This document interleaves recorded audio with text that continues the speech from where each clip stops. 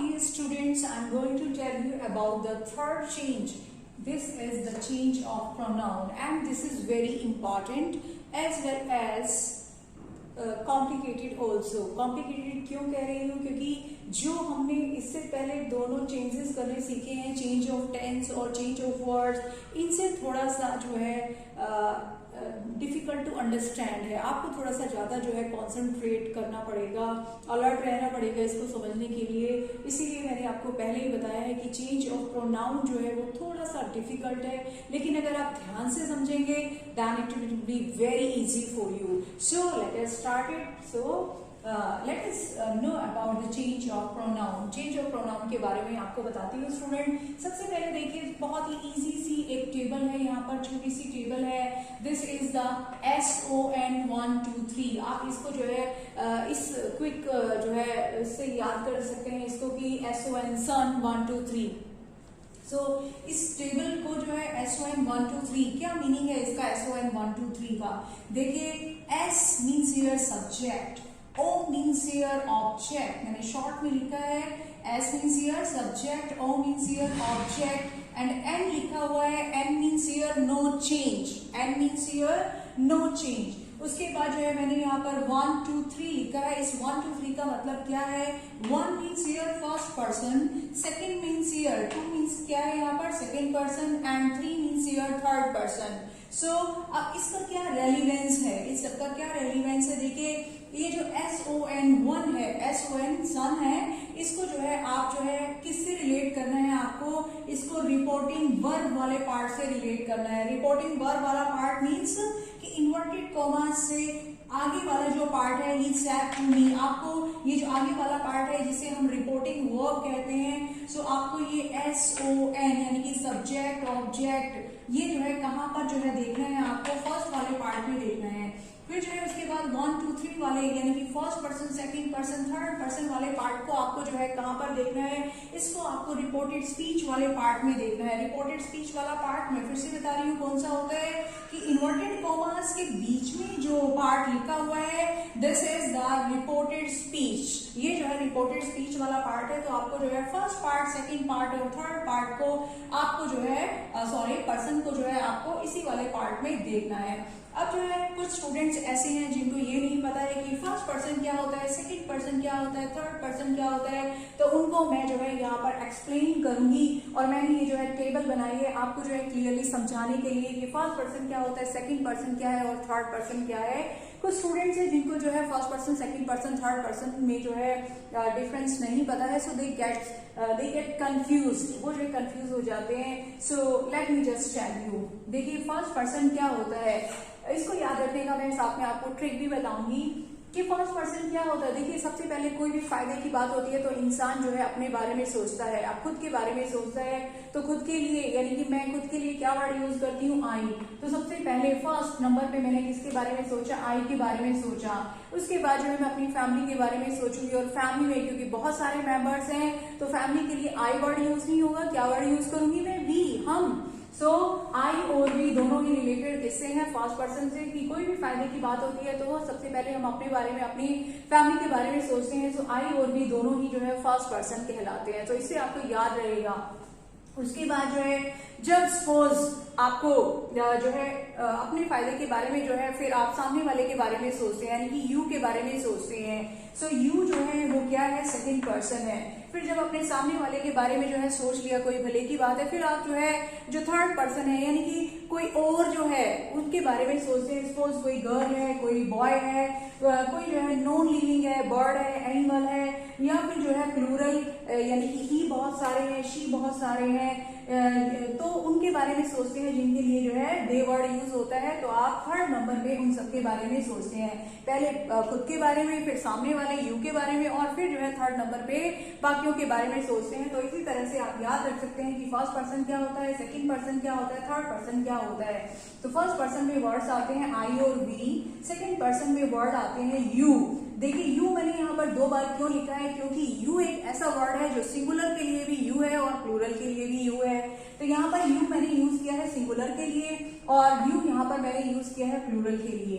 फिर जो है थर्ड पर्सन क्या है, थर्ड पर्सन में कौन से वर्ड्स आते हैं, देखिए ही आता है बॉय के लिए, मेल के लिए आता है, शी जो है वो फीमेल के लिए यूज होता है और इट जो है वो नॉन लिविंग थिंग्स के लिए यूज होता है, जैसे कि डेस्क, बेंच, फैन, कोई भी चीज हो सकती है। और इट वर्ड का यूज जो है बर्ड्स और एनिमल्स के लिए भी किया जाता है। दे कहाँ पर यूज होता है, जब ही बहुत सारे हो जाएं या शी बहुत सारे हो जाएं या इट बहुत सारे हैं, कोई बर्ड्स एनिमल्स बहुत सारे हैं, तो उन सबके लिए क्या वर्ड यूज होता है, दे यूज होता है। तो इस तरह से जो है ये थर्ड पर्सन है। अब जो है यहाँ पर मैंने ऊपर ध्यान से देखिए मैंने क्या लिखा हुआ है, सब्जेक्टिव केस। सब्जेक्टिव केस मैंने क्यों लिखा हुआ है, क्योंकि जब भी सेंटेंस में जो है आप देखेंगे तो सब्जेक्ट के प्लेस पर आपको जो है ये वो जो वर्ड्स हैं I, we, you, he, she, it, they, ये आपको सब्जेक्ट के प्लेस पर ही मिलेंगे। तो इसीलिए मैंने जो है यहाँ पर जो है जिस टेबल में मैंने इनके ऊपर जो है सब्जेक्टिव केस लिखा है, क्योंकि ये जो है हमें हमेशा ही सब्जेक्ट के प्लेस पर मिलते हैं। उसके बाद जो है आगे चलते हैं, पोजेसिव केस क्या होता है। देखिए पोजेसिव केस क्या होता है, पोजेस करना क्या होता है कि किसी चीज पर हमारा जो है अधिकार होना, जैसे कि सपोज ये मेरा चौक है तो मैं क्या कहूंगी, दिस इज माई चौक। तो माई वर्ड यहाँ पर मेरी पोजेशन को शो कर रहा है कि ये चौक जो है मेरा है, इस पर मेरा अधिकार है। तो इस तरह से जो है आई के पास अगर कोई चीज है तो वो कैसे शो करेगा, माई वर्ड का यूज करके शो करेगा।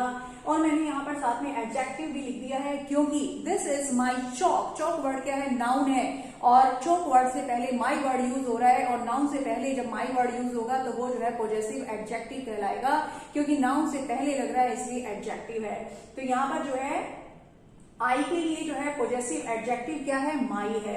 तो इस तरह से आई की कोई चीज है तो उसे कहेंगे माई, वी की कोई चीज है तो उसे कहेंगे आर, वी मीन्स हम और आर मीन्स हमारा, you your, he his, she her, it its, they their. तो इस तरह से जो है ये सब क्या है, इनके पोजेसिव केस है। इनके ऊपर लिखा हुआ है सब्जेक्टिव केस, यानी कि ये सब्जेक्टिव केस पर आते हैं, लेकिन ये जो वर्ड्स है ये क्या है, सब्जेक्टिव, ये जो है पोजेसिव केस है। यानी कि जब कोई किसी की चीज होती है, किसी का किसी चीज के ऊपर अधिकार होता है तो ये वर्ड्स यूज किए जाते हैं। So this is the possessive case. Okay students, आगे चलते हैं। अब यहाँ पर देखिए ऑब्जेक्टिव केस लिखा हुआ है। ऑब्जेक्टिव केस मैंने क्यों लिखा है, क्योंकि ये जो वर्ड्स हम आप समझने वाले हैं ये सारे ऑब्जेक्ट के प्लेस पर यूज होते हैं किसी भी सेंटेंस में। ऑब्जेक्ट कहाँ होता है, ऑब्जेक्ट जो है सेंटेंस के पीछे होता है, तो सब्जेक्ट सेंटेंस के आगे होता है। सो सब्जेक्ट जो है सेंटेंस के पीछे होता है, तो सेंटेंस के पीछे जो है क्या वर्ड्स जो है यूज होते हैं, ये जो है ऑब्जेक्टिव केस है। अगर आई के लिए हमें ऑब्जेक्ट यूज करना है तो आई के लिए ऑब्जेक्ट क्या होगा, मी होगा।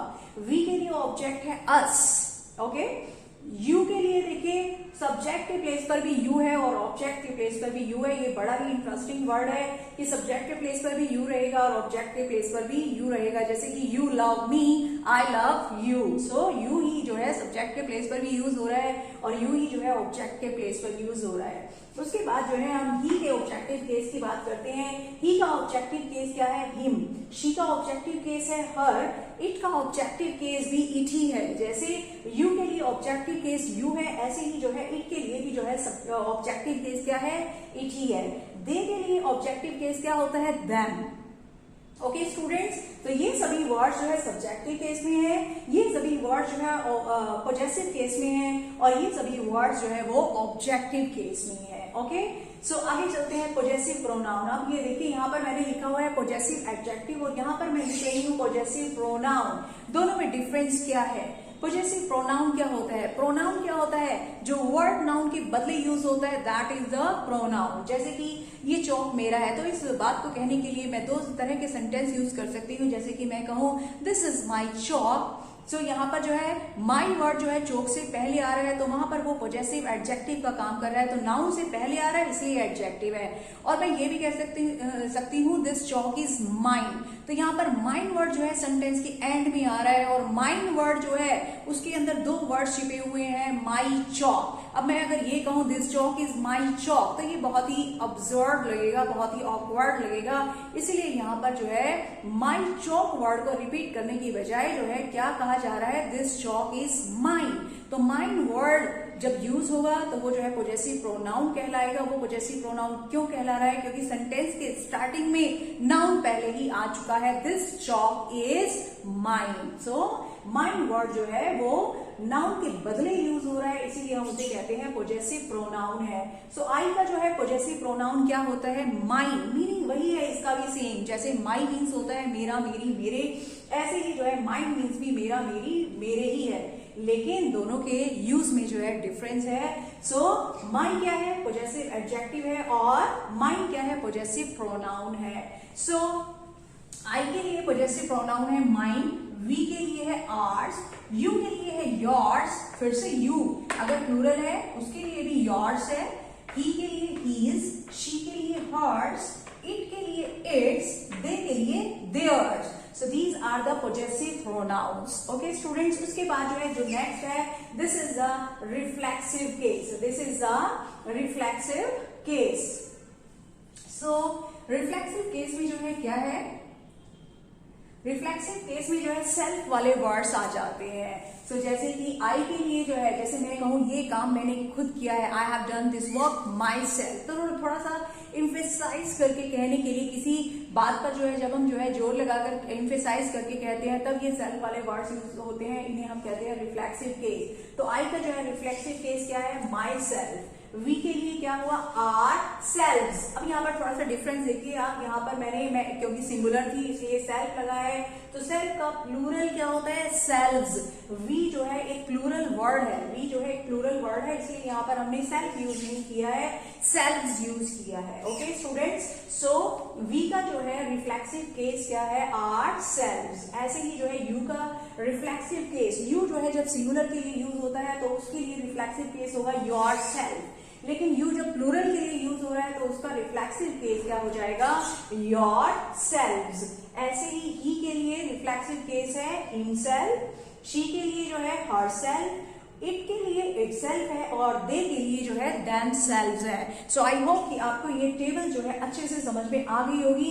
ये केसेस यहाँ पर बहुत इंपॉर्टेंट है, क्योंकि जब हम जो है अभी जब सेंटेंसेस को कन्वर्ट करना सीखेंगे तो मैं बार बार जो है केस की बात करूंगी, तो आप ध्यान से देख लीजिए। This is the subjective case, this is the possessive case, this is the objective case, this is the possessive pronoun, and this is the reflexive case. अब मैं अगर आपसे ये पूछूं कि आई का पोजेसिव केस क्या है, पोजेसिव एडजेक्टिव क्या है, तो आई का पोजेसिव एडजेक्टिव क्या है, माई है। आई का जो है ऑब्जेक्टिव केस क्या है, तो आप कहेंगे मी है। ओके, और आई का जो है पोजेसिव प्रोनाउन क्या है, माइन है। और अगर मैं ये पूछती हूँ आपसे कि आई का रिफ्लेक्सिव केस क्या है, तो आप कहेंगे माई सेल्फ है। इसी तरीके से बाकी भी आपको पता होने चाहिए कि दे का जो है पोजेसिव प्रोनाउन क्या है, देयर्स है। दे का रिफ्लेक्सिव केस क्या है, देमसेल्व्स है। तो इस तरह से आपको ये टेबल लर्न होनी चाहिए, बहुत इजी टेबल है। एक दो बार आप इसको जो है ध्यान से समझेंगे, इसको रिपीट कर सकते हैं आप, तो ये आपको लर्न हो जाएगी, आप खुद भी जो है इस टेबल को फ्रेम कर सकते हैं। अब हम जो है सीखेंगे कि इस टेबल को जो है सेंटेंसेस को कन्वर्ट करने के लिए कैसे यूज करना है। So let us learn it with the help of some examples. देखिए कुछ एग्जांपल्स लिखे हैं मैंने यहाँ पर।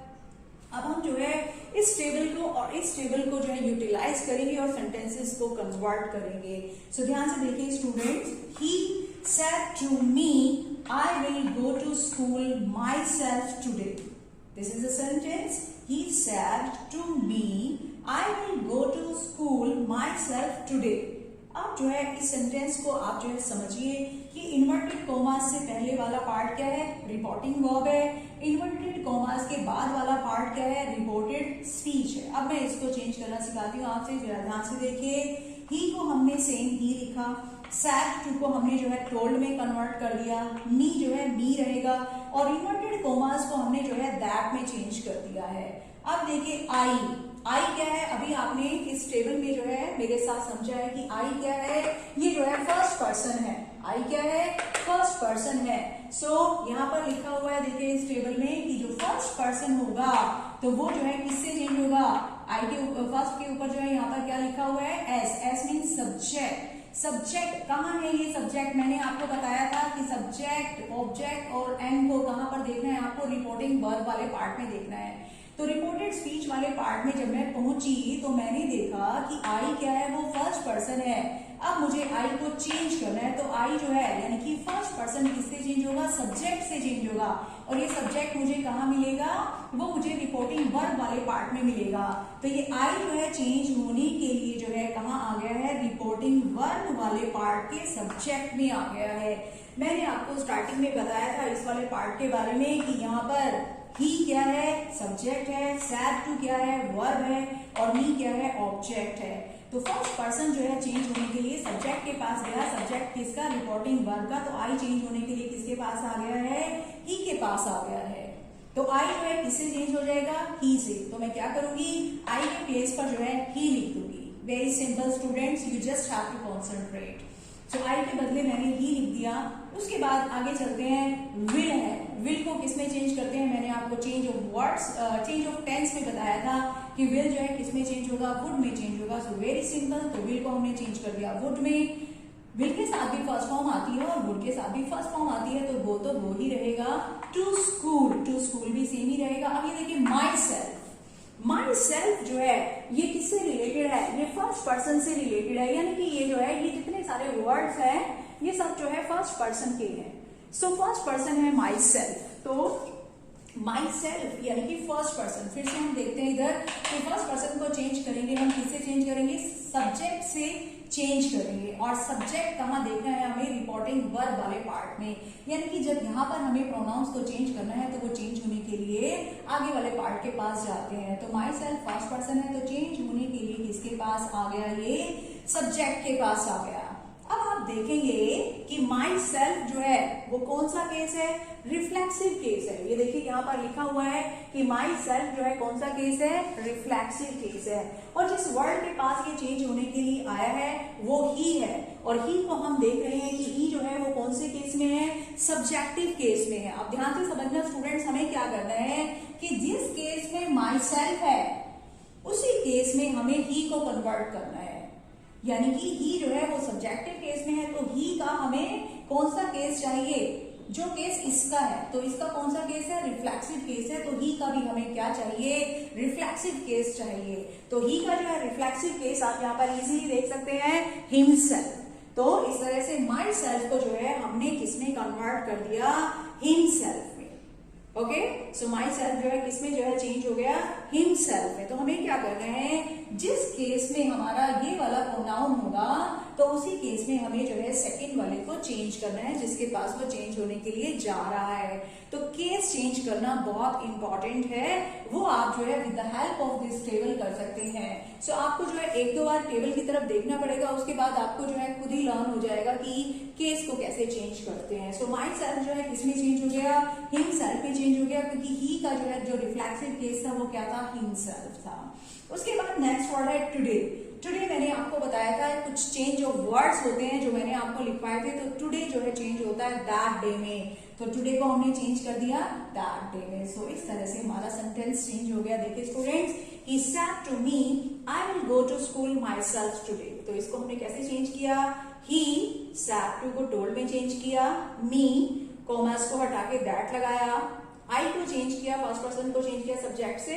सो आई को चेंज करके हमने ही लिख दिया, विल को वुड लिखा है, go to school. Myself जो है चेंज हुआ ही के रिफ्लेक्सिव केस से, वो क्या था, हिमसेल्फ, और टुडे हो गया दैट डे। ओके स्टूडेंट्स, तो इस तरह से हम जो है प्रोनाउंस को चेंज करते हैं।